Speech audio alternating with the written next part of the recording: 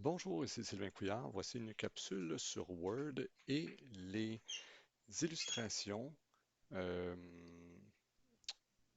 les flèches et toutes sortes d'autres objets qu'on pourrait insérer dans Word. Donc, je vais ajouter un saut de page au même exercice que tout à l'heure. Alors, je vais dans Insertion, saut de page. Je vais m'ajouter tout de suite un retour. Alors, je vais faire une insertion, cette fois d'une image qui est dans le groupe Illustration. Je vais m'assurer de prendre une image en ligne que j'aime. Alors,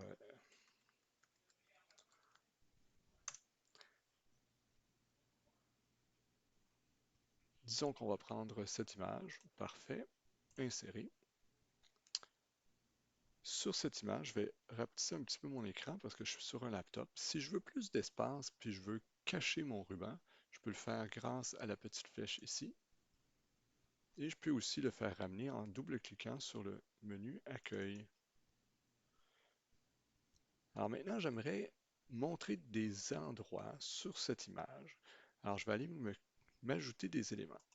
Alors, je vais cliquer sur Insertion. Je vais aller ajouter une forme de flèche.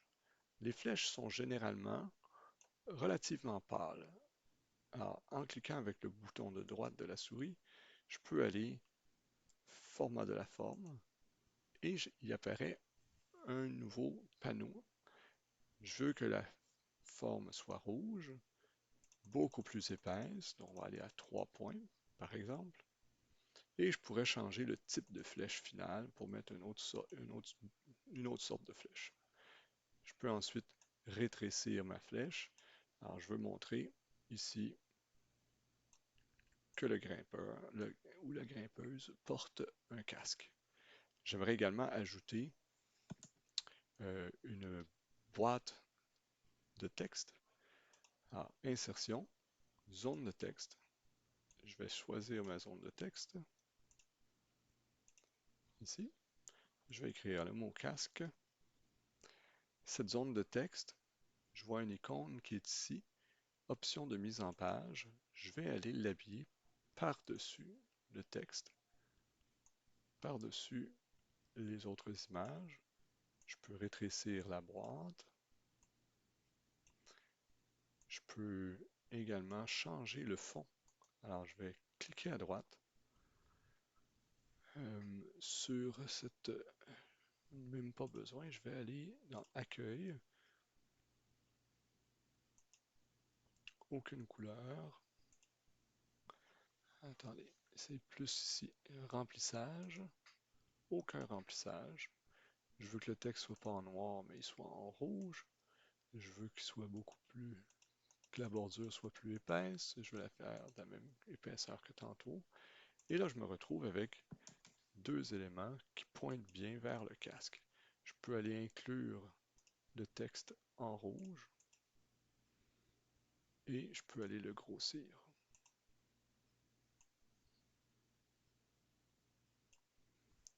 Alors, une autre chose que je peux faire avec les éléments que je veux ajouter à une photo, c'est de les grouper. En maintenant la touche CTRL, je peux ajouter des éléments. Une fois que j'ai terminé la sélection, je peux cliquer avec le bouton de droite de la souris sur un de ces éléments et aller choisir Grouper. De cette manière, si je déplace un, je déplace l'autre. Si je me rends compte que je veux changer quelque chose sur la largeur de mon rectangle, par exemple, je peux aller, alors que j'ai déjà sélectionné mon groupe, je peux aller cliquer une fois de plus, et là, je pourrais aller me changer. Attendez, je vais cliquer sur le groupe, et je peux grossir mon casque.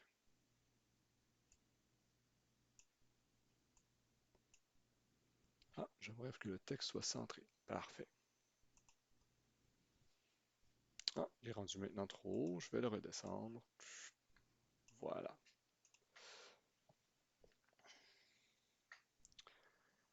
Je vais aller inclure d'autres choses en bas de cette image.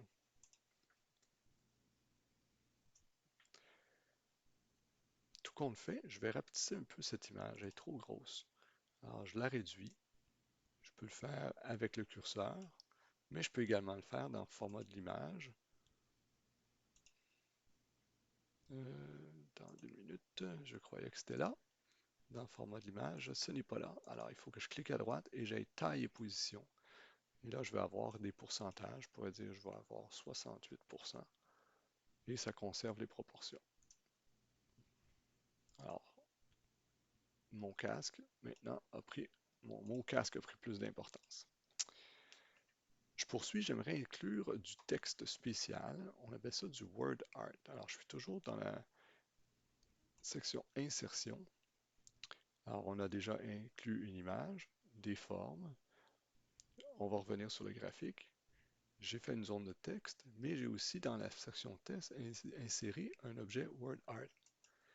Alors, je peux décider de prendre, par exemple, celui-ci. Voici mon texte. Attention à la tête. Et je tourne ce texte. Je peux le déplacer. Et je pourrais également, je crois, le joindre, le grouper avec un autre groupe ou avec une autre boîte de texte, un autre objet.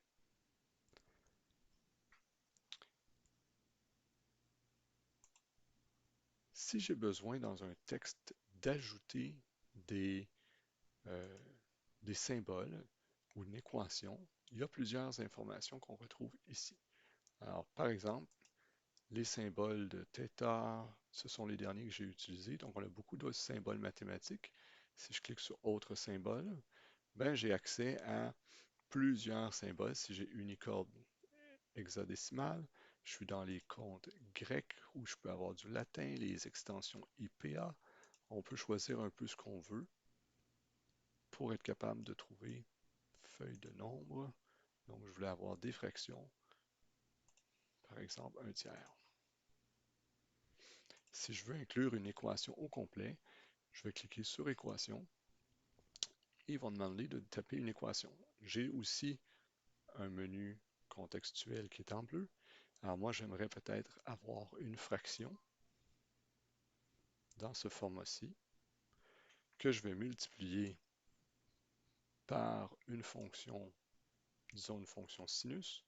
Alors, j'établis d'abord la structure de mon équation et ensuite, je vais aller à l'intérieur ajouter des éléments. Donc ici, je pourrais aller chercher. Il y a beaucoup de fonctions mathématiques, θ pour les angles. Puis on pourrait dire R et puis disons H.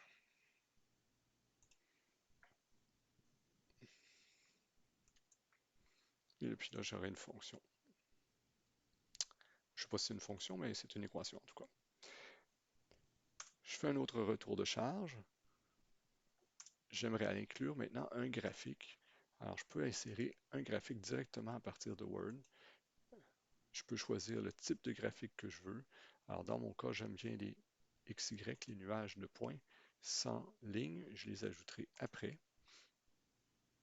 Alors, il m'ajoute un graphique. On n'ira pas le modifier, on verra ça dans Excel, mais il y a comme une fenêtre Excel qui est ouverte où je pourrais aller modifier l'information.